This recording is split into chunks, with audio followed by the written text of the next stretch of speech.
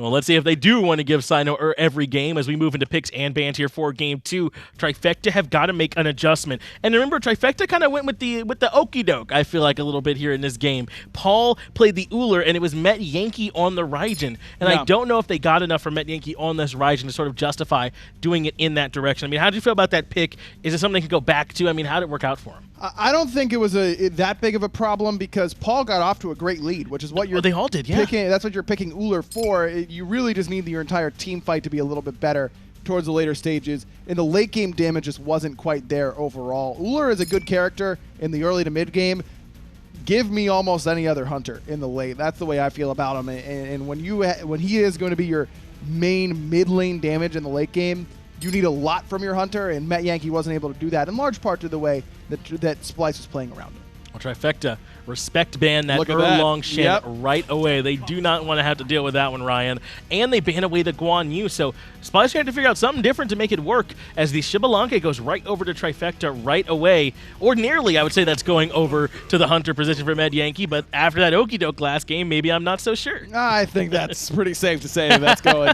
Splyce is a couple more games before I refuse to predict, or Trifecta rather, before I refuse to predict their compositions like I do for Mouse Sports over in Europe. I like these first two bans from Trifecta a lot. Now, they give up the Athena and the Raijin on the backside, but that doesn't worry me too much here. I think that getting X-Ball and keeping Erlong away from Cyno, keeping Guan out of the hands of everybody on Splyce, I like these first three picks for Trifecta. I am a little surprised that they prioritized the Ganesha early on, though. I mean, still plenty of good Guardians on the table. The Athena was picked away, so go ahead and grab yours now. I can see it from that position, but Ganesha's kind of stepped up a little bit, and I would say maybe like in the last few games, last week or so, in terms of priority, he's been getting looked at more. He has, and Trifecta's been a team historically that has really prioritized this pick, so they just seem to still think it's pretty good, and they're going to keep with it.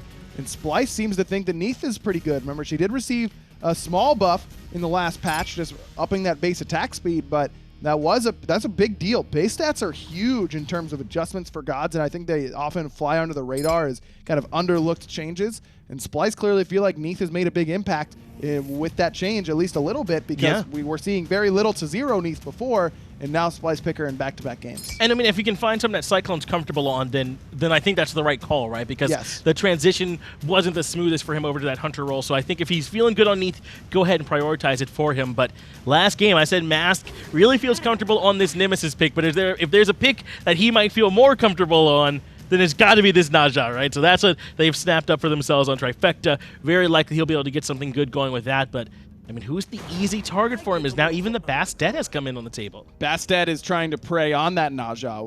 As soon as Sash is down, as soon as that ultimate is down, Cats just eviscerate Naja. And I think that this is a pretty good counter matchup. It also just provides good bleed damage. You can jump in, drop Cats in the solo lane, let Neith ult the solo lane, and then walk away. Let the bleed from the Cats, let that World Weaver come in and clean up your garbage for you. I think that this Bastet pick is risky, but I like it more now with that Aphrodite. Last pick here for Splyce. Now this is going to be Bastet pounce into Aphrodite back off with the Soul Reaver, and Bastet's out of there. Yeah, I don't think this is tough. I don't think you need anything else, right? Bastet pounds into back off, and you've probably killed whoever that is. That's close. A ton of damage that could be coming out at you. So very strong to take this Aphrodite last pick because really sustain has not been that prioritized yet. Well, with the Guan Yu last game for Splyce, so sure. But I mean, this is them being able to get that same sort of feel now in this next game with that Aphrodite and picking it last. Splyce picks and bans have improved, I would say, in this set, or at least here in this summer split. I like Splyce's draft a lot. It's not traditional, but it is their style. And I think that is more important than being traditional. Man, look at me. F-Dot's not here today, and all of a sudden I'm just talking like him. I'd rather be a team be more comfortable than play what is the quote-unquote best gods in their role. Yeah, if I'm saying whose draft do I like better in the current meta, then I think Trifecta probably take that hands down with the Xbalanque, Chulainn, and the Thoth. But Splyce, I mean, like you said, they're playing their pick. So, I mean, is that it? You're going to pick Splyce to 2-0 here? I think so. I think they're playing really well right now. Trifecta if Trifecta had trouble closing out that game, and I wonder how hot out of the gates they're going to come in Game 2. Well, let's see if that's what Splyce can do. Closer here in the North America SPL than ever before. Let's go and let the casters take it away.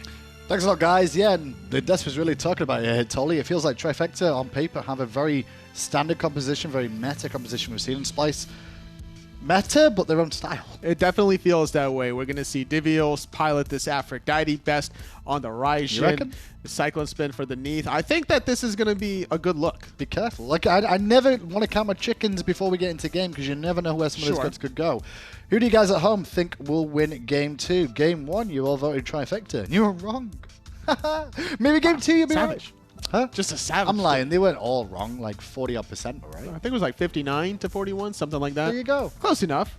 Yeah. It's pretty good. Compared to how they started off the season, they didn't have the hardest challenge, neither of these teams, honestly, between it was Splyce beating out LG, Trifecta beating out CLG, and those teams are struggling. So now this is their first real challenge up against each other. Let's get into game then and see how this one plays out. Best of 3 after all, as always, so Trifecta can put 2 back-to-back wins together for themselves. Metyankey and NeiruMah, a new duo lane that is now forming once more. Xbalanque and Ganesha up against Aror's Athena and Cyclone's Neith. Who gets pressure here, Tolly? It definitely feels like Metyankey with NeiruMah should get the pressure, but the way Aror is going to play this aggressively, I don't expect that to be the case. I know that he's going to try to look to group up the wave, allow his shield wall to fully clear, and then CycloneSpin to clean up. But while you're doing that, Metyankey is going to be dealing pot shots, so it might not even be about the lane clear. It's going to be about the boxing potential to see if Metyankey can build those stacks fast enough. This is interesting now to see what's going on in the jungle. Both the duo lanes decide to start their red buff into purple, so foregoing that level 1 fight. Divios will be on the Aphrodite in the solo lane up against Chulainn. Scaredy has made a name for himself on a couple of gods. Chulainn's definitely one of those, and has a bit of anti-heal in that kit anyway, so maybe have to put a bit of pressure on early. 50% anti-healing on the barbed spear, so it's good enough to start. Splyce are the ones now to get the fan-voted home. You win one game, and the next minute, you're guaranteed the next one. That's kind of how the fans vote these days. Not all the time. Usually. Unless SSG's playing. I think it was, what, the Energy versus Rival set, where... Or Energy versus someone. Maybe it was Energy versus Obey that still had the Energy vote. It did. Whereas Obey won it. Got to take a bit of poke there. I tell you what, if they would have hit with that Spirit Arrow, Metyankey could have been in a lot more trouble than he was there. That's to Raijin Jaguar back to safety, though. Consume a potion. He'll be okay for the time being. Surprised to see the mana pots out of Metyankey, actually. It's not something we see too often these days in the draw, and you more than likely want to see multis because you have the Hunter's Blessing, which gives you so much MP5. That's why you can see Cyclone doing that already. That's true. The MP5 actually is a good look for Metyankey because of the way his branching bolas work. Between himself being level 2, between the 10 MP5 that you get from Hunter's Blessing, that's good enough to keep your branching bola up indefinitely without having to worry about mana. It's all about the additional abilities that you use. But he's not really been using his branching bolas. He's being very conservative. He should just hold on to it a little bit. I think this might be Metyankey just being a little bit behind the times of like how the Hunter role works. Just a tiny hair, could be. I would say. It was a very late change to have Zapman taken off this team and Paul come into it towards the end of the period where they were going to be able to change players there. So we'll find out how this works out for them in this lane. So far, though, Cyclone and Aror get the pressure in this lane. And the thing is, you not only want to use Branching Bolas because it's only 3 mana compared to the 15 MP5 you get canceling out each other, it's also, by you hitting the minions, branches off onto Aror or CycloneSpin to build your passive. And very important to do so indeed. He has that bowler. Mid lane, Paul playing the Thoth this game. Looks like it's going to be the Rod, the Warlock / Rush, I should say, in that mid lane. Whereas TheBest going for a little bit more of this pen option. We've seen a lot more from the Raijins just lately. This is a little surprising. We saw in the last set how it was Baskin up against Keeks made Raijin, where there was no Warlock staff on the Raijin, but that was up against the Scylla. This time, it's going to be against the Thoth, which also does a very high considerable amount of damage. If TheBest eats some of those shots from Paul, and knowing Paul, he might be aggressive if you give him the opportunity to do so. Best could get punished. Yeah, he could indeed, and we'll see if the Best does end up getting punished at some point in time. But at the moment, on the Raijin, just able to farm underneath his tower and play relatively safe. Early game, Cyno is going to be pretty slow in the jungle. It's one of the downsides of the Bastet, in all fairness. Her level 5 is amazing, totally. That's true. Her 1 to 3, I mean, she struggles at level 1 more than anything. Compared to other junglers, she doesn't have the same clear potential. Aurora going to taunt out Metyankey. Spirit Arrow into the Unravel. Does a decent amount of damage. Metyankey, not deterred, has the Devo Gloves. But notice the difference now. Metyanke's still on full mana, and this is why I was discussing those multi-potions that may seem like a small thing, but multi-potions can top up your health bar a little bit more. You don't need it for the mana at this stage, so he's just got 2 mana pots that are just being wasted in his inventory here that could help him out to be able to clear the wave again. Now, this happens to me every now and then, where sometimes I'll like brain fart, pick up mana pots, leave the fountain, and then I'm like, oh wait, well, I messed up now. Silly me. I should have went multi. It makes sense, and I get that, but it's one thing at the pro level of play you've got to call out and you've got to notice, because it could be a small little factor that can make a big difference. Very true. CycloneSpin very comfortable now with a red buff of his own still lingering. Both red buffs due to respawn momentarily. And the aggression's about to start getting off, because there's not just this Neith global pressure, it's also the Athena that can land on top of Cyno. At the desk, they were talking about the Bastet combo with the Aphrodite back off, but what about Defender of Olympus and Pounce? That's even higher damage. Yeah, the level 5s coming through are very important. Funny enough, both the dual lanes hit level 5 around the same time. But once CycloneSpin has that World Weaver online, we saw it last game, mainly consumed in the dual lane, but you can start influencing the whole map.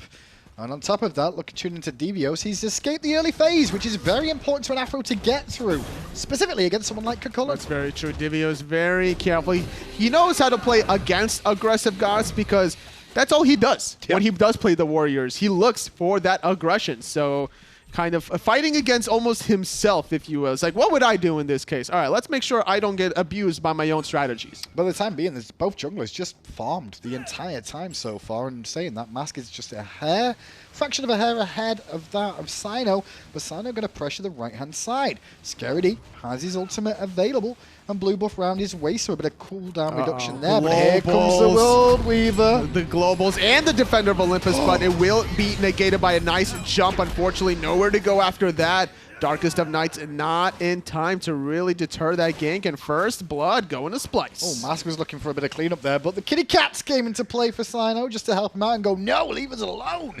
Scaredy, the first casualty of war then. It cost him 3 ultimates from Splyce to actually find that. Metyankey did use the ultimate himself, which I do like the call on. Here's a gank on Best. Mask gonna force out the beats from the Best, but a lot of return damage. Paul not investing his ultimate. I don't think it would have. It would have been really close, considering he was at about 500 health. Funny enough, if he would have hit all 3 of those shots, he definitely would have found the kill there. Cyno was cheekily looking over at Mask's camp, but he sees it goes down as he drops the ward over the wall.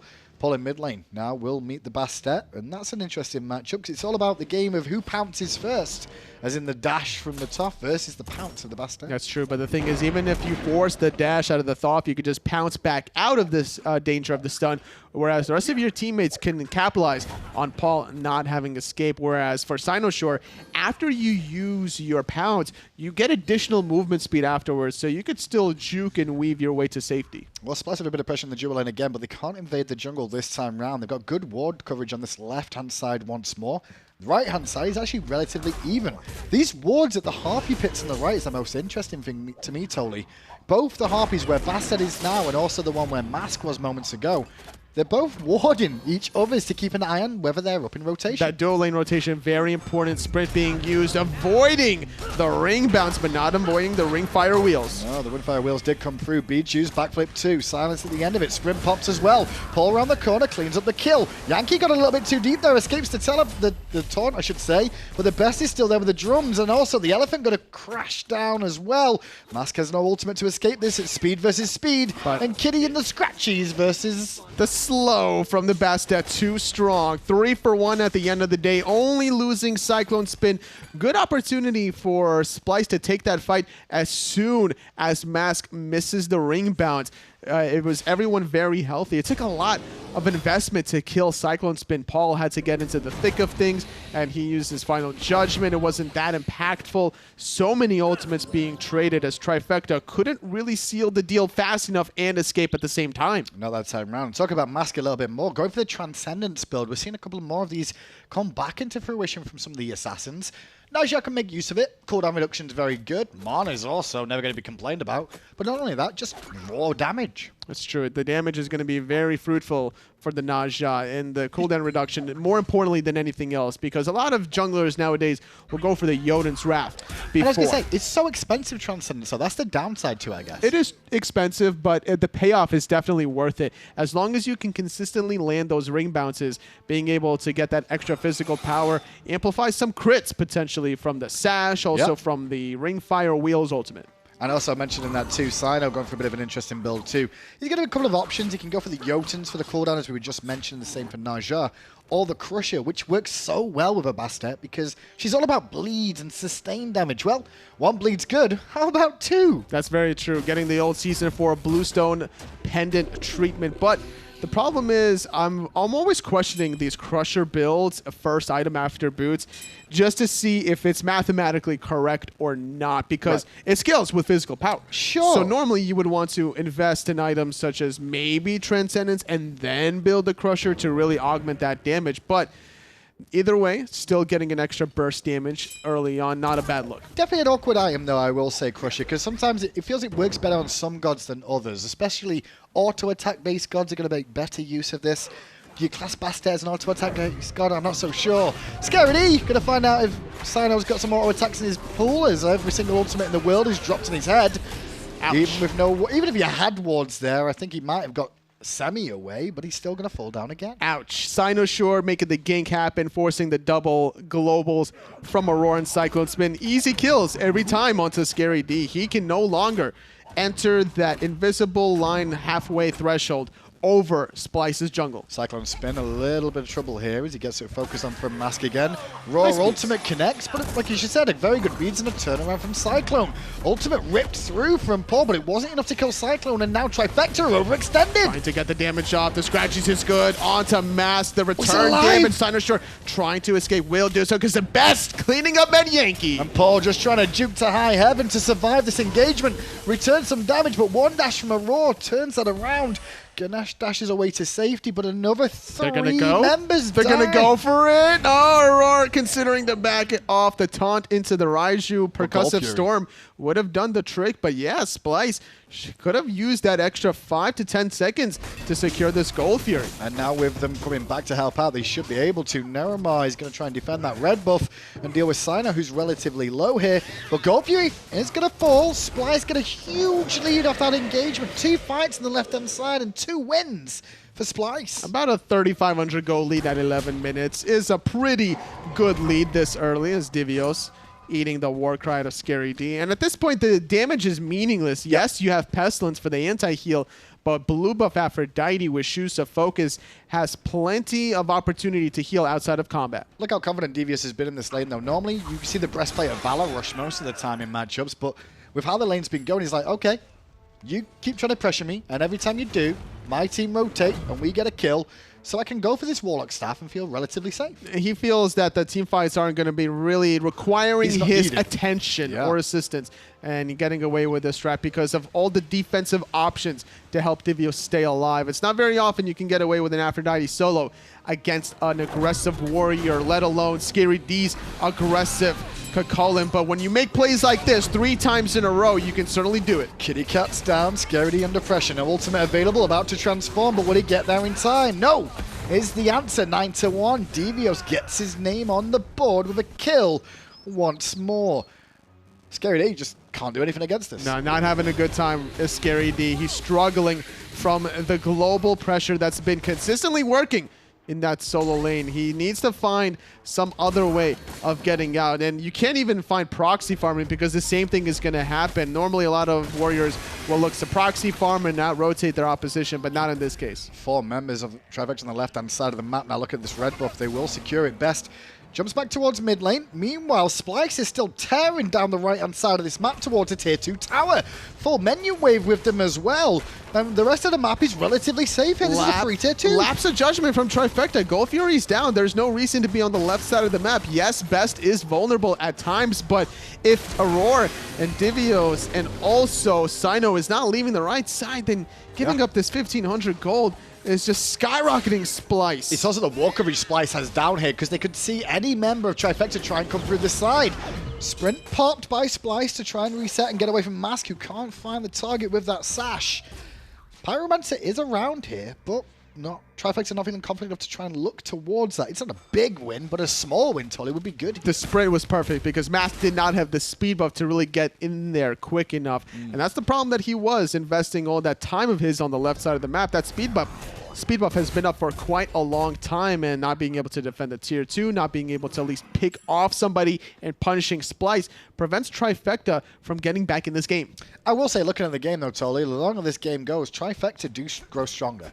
The level 20s, I mean, they've got a Xbalanque, a Thoth, a Naja. Those three alone, I'm happy to get to a late game there. They do have to worry of Divios after all. Yeah, the Aphrodite. I feel the rest of the squad kind of falls off of Splyce here. You know, Cats from Bastet. Bastet is just going to fall off a little bit. Same can be said for Neith.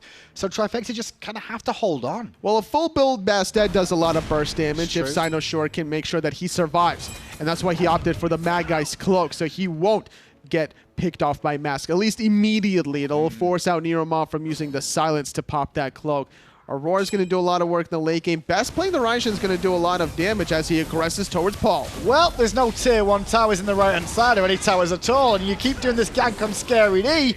Why don't you just turn that gank around onto somebody else instead, like Paul? And that's exactly what happened. Cyno, though, could be in trouble. Could be, but the Defender of Olympus getting a little bit of damage, but is not enough. Landing down is Mask. Needs to find the taunt is Aror. Right beside him is Best and Divios, but the range on the bird's not enough. Taunt was good, getting the beads out of Mask there. The sides from NeiruMah couldn't hold on in time. Yankee comes into the fight, though, but only gets the poison dust off into Aurora. The Scary D stunned in place from the kiss, and the dove sticking away. One quick back off, and that's the end of the solo laner from Trifecta. Tier 1 tower being looked at by Splyce now, 4 members strong, only Cyno fell down. They could look for a tier 2. A couple of members of Trifecta are still weak. Still weak. Paul just now reviving, but it's going to take him a long time to get back into this one. Best Thunder crashing in, but Metyankey still trying to hold on. He's trying to buy time for Paul to clean up. And Metyankey is going to take a bit more damage from those doves. The tier 2 tower will stand here.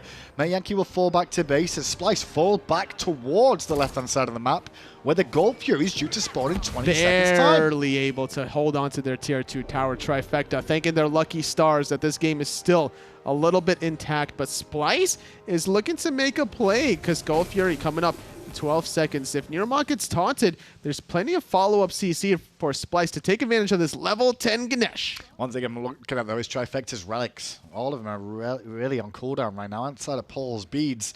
It's going to be a tricky defense for them to try and make here. All the ultimates from Splyce almost back available, specifically Auror's, because they're playing around Bastet and the Athena every time. Look at the positioning here. Mask and Scary D on the right side of the map, blinking in or going in as Aurora onto NeiruMah. Damage coming through. He's gone. Still alive for now. Don't count your chickens yet. Cyno will pounce in. Tolly was just reading the script ahead of time. Metyankey trying to survive, though, as the drums beat him down, or should I say the back off takes his life. Cyno gets a double, looking at a triple towards Scary D. Paul, meanwhile, is under pressure, has to beat and dash away. Avoids the unravel, but jumps straight into the best. He's on a killing spree. 15-2 now. Surrender vote being started by Trifecta. Is he going to go through is the question. They're that far behind, though, Tolly. I don't know if it's going to be a surrender just yet. I mean, Fire Giant is on the cards now for Splyce. Looking at this. Swinging around to the right-hand side. Pyro's available. FG, why not? Might as well try to go for it. It's up to Scary D to defend this. He does have his knock-up available to try to make something happen. Cyno without too much mana. Same can be said about Divios. Fire Giant at half health, but the meditation was used. It's all a bait. Well, Scary D has to try and defend this on his own. NeiruMah's coming in too, but this Fire Giant is so critical to Trifecta trying to send this game, I think. And he goes with the blink. Knock up on all the targets too. But the Fire Giant goes to Splyce. Scary D's getting low, and he will take a tumble here too. He bought enough time for his teammates to respawn, but that doesn't matter. Fire Giant's already gone. That's going to be a great look out of Splyce that already has a dominant 9,000 gold lead almost. There's still another 3 towers that have 3,500 gold waiting for Splyce. What went wrong this game, Tolly? Was this just playing around the Athena Bastet every single kill? Because that's kind of how it felt. It was Scary D getting completely demolished by the global pressure. Mask was non-existent in this game, let alone in the solo lane. He was in duo. In fairness, he was ganking duo consistently, but they couldn't find the kills. The counter ganks, like it took too long to kill CycloneSpin in that one encounter. I think it was a 3-for-1 that CycloneSpin sacrificed his life for, where Splyce was thanking that kind of trade from happening. And the Naja pick was a great look, considering that the Bastet was picked into the Naja. Normally you're thinking, all right, kitties get dropped, use the ring bounces. Naja should have a good time, but not the way Splyce has been grouping up. Mass can't find anyone isolated. Got to give credit to Splyce, though, because when they're putting all that pressure on the right-hand side of the map, the remaining members who don't make that rotation are not falling down. They are recognizing they have to play safe. They have to be aware that Trifecta are going to try and answer back elsewhere. And it's also the lapse of judgment from their control in the map pressure. They gave up the tier 2 tower on the right side after losing Scary D. Normally when you lose your solo laner and a tier 1 tower, somebody has to cover the wave just to soak in the experience and the gold, and that didn't happen from Trifecta. Quick silence out of NeiruMah, just going to burst out Magi's, and he's going to have to deal with some kitty cats. The rest of Splyce really focused on the Phoenix, which now falls down into the sky. Mass did take one, but on landing, he's still alive, and he will escape. Aror survives as Divios cleans up NeiruMah. Scary dashes away, but gets kissed, and Cyclone gets a double kill. Now it's only Paul, no beads available for him as he gets taunted in and brought down for a triple kill for Cyclone. Looks like Cyclone's looking for a repent, and potentially there's just not enough members to find. There's only Yankee left alive. They could end. They could definitely go for the end with the Fire Giant buff. Titan getting less than half health. Splyce, they win the first game, and they win the second one even quicker, 20-2. Totally, this was a rough game for Trifecta. They make a roster change at the start of the split.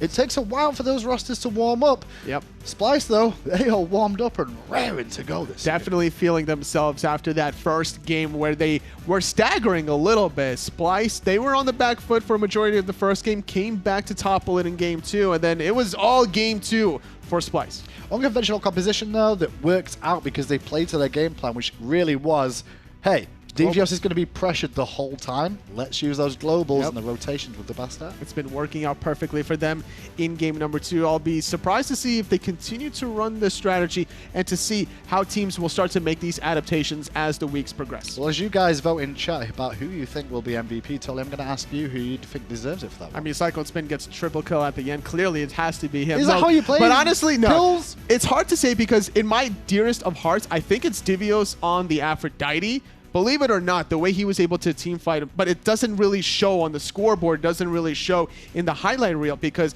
he's attached to Cyno, allowing him to get the pounces off, and he's baiting himself out against Scary D so much that Scary D doesn't respect the global pressure. Totally, SPL's over already. I just realized. Do you want to go get a beer or something? Yeah. Yeah. Let's go. We've got nothing else to do. We're going to go to the pub. We'll see you guys later. Let's head over to the desk.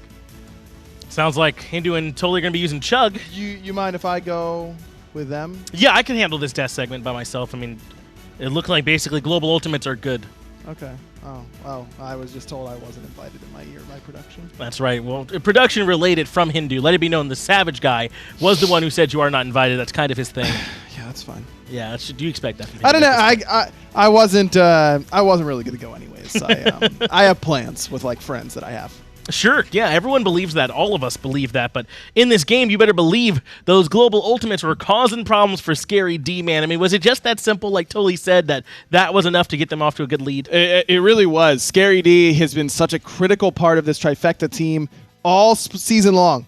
So what does Splyce do? Just eliminate him from the game. I mean, Scary was just unable to do anything, and that's what we were talking about during picks and bans. It's just Neith ult and Bastet cats and Athena ult. How many times that happened to Scary? 3? 4 times? They did it to Paul in the mid lane once Scary had gotten his fill, and they'd already gotten all the towers on the right side. I mean, this was... I expected Splyce to win. I predicted them when I saw the draft. I didn't expect them to win like that. That was impressive. It was incredible win, really, from them. And you listen. I mean, it's the World Weaver, Defender of Olympus, Bastet Cats, Aphrodite back off. It's just entirely too much damage for anyone to take. So I have no. I totally understand how they end up dropping to that one. I mean, what could they have done to throw on the brakes there? There really just wasn't anything. Not a whole lot. I mean, you're looking to when there's that much commitment, when there's Neith ult, and particularly Athena ult, where Aror is now on that right side of the map.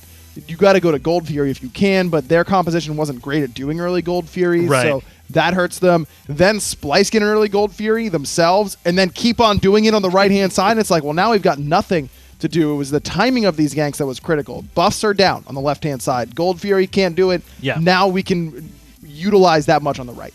Well, selected as the MVP by you all there in Mixer Chat was Cyno in the jungle, and I think that was a good call on that Bastet. I mean, he got off to such an amazing start here this game and really never let up on him. This is exactly the kind of play he was doing, was coming in, cleaning up for the squad, or he was going to Goomba Stomp Chulainn or Scary D rather, in the solo lane as well. So Cyno just getting it done everywhere. 11-0 KDA. And look at that damage, like that damage he just did in less than 20 minutes is about his season average. In a fairly long game. Splyce has had long games so far this split, and or the season rather, and still Cyno was able to put out that much damage in that amount of time and stay healthy at the same time. A lot of that courtesy of Divios' healing, but with the positioning of Cyno as well. No, that's a good point. He probably averaged about another 10, 11 minutes, maybe more on those average game times, and very impressive what he was able to get done for them. And you mentioned an early gold fear that they were able to grab.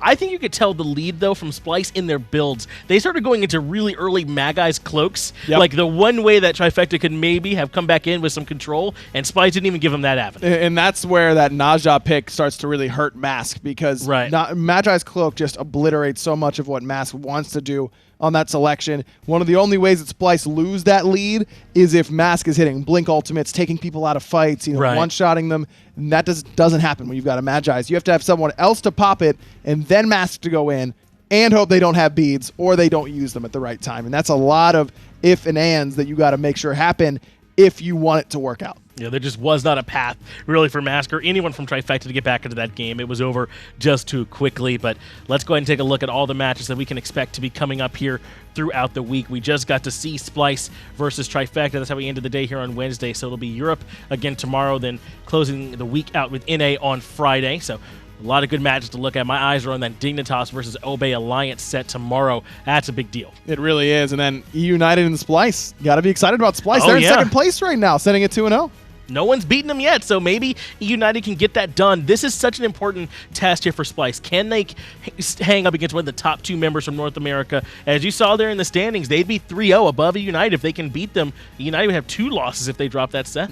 That is the measuring stick. Splyce has passed this test. They beat. Yes. They don't just beat Trifecta. They dismantle Trifecta. Yeah. Now, okay. Are you good enough to play against United at this point? And I'm excited to watch it because I really feel like they've got a real chance in that game, in that whole set. As long as they don't go to 3, they're 4-0 in total so far. The Splyce Game 3 curse could still exist. I'm worried about it. Let's just try and get it done in 2 if you're rooting for Splyce. And it was so important. I talked about how it wouldn't have been as telling for me if Trifecta win against Splyce because they're kind of supposed to. Right. They finished like 4th, I think, behind CLG, and Splyce were at the bottom. But Splyce taking down Trifecta, having not lost a set yet, I mean, that's a big deal for them. Clearly working together and being close proximity has helped them out. And they do it in 2 different ways, right? Game 1, they're behind. It's Trifecta who's in the lead. Then Splyce battle back very nicely. Game 2, they show that they can crush you from minute 1 and finish the game in less than 20 minutes. So now you know that this team has what it takes to, if you have a bad draft and don't play around their draft correctly, they'll stomp you. If you get off to a good lead, you better end, because otherwise they'll come back and beat you anyways. And I think that's the most impressive part of Splyce's performance today. Well, Splyce aren't the only ones looking better after some summer changes. We made a few changes here to the way that we're doing the broadcasts in summer, so we'll get those laid out for you. You can always check out Esports Weekly on Mondays, 10 a.m. Ryan is kind of the one that helps really spearhead that, so you definitely get to hear a lot of his great analysis there. Then we go right into console. You'll be able to see Global Series Tuesday through Friday, SML Tuesday through Friday, and every weekday at 3 p.m. Check out that SPL. We'll be getting it started for you there. Alternating days for that minor league. Today we saw North America. Tomorrow, some European action there. It also just matches up with the actual day of the SPL. Now, it's usually mixed on Mondays for SPL, but there's no minor league, so it works out. Europe and on Tuesdays and Thursdays, NA on Wednesdays and Fridays. And then we're going to have tons of cool events happening throughout the rest of the year for you as well. So all the lands, want to get those dates down. Big events where they come here to the studio to play. That's going to be August 27th for fall, and then July 25th for summer. I'm personally really looking forward to the All-Star event. We did that draft last year. It really was so cool to be able to see how all the different players interacted when they weren't on their normal teams. And we're going to end all of that with the World Championship SWC. That's going to be for you towards the end of the year in November. Finch, if we did a casters draft a la that All-Star event, I'd pick you. Oh, thank you, Ryan. Last.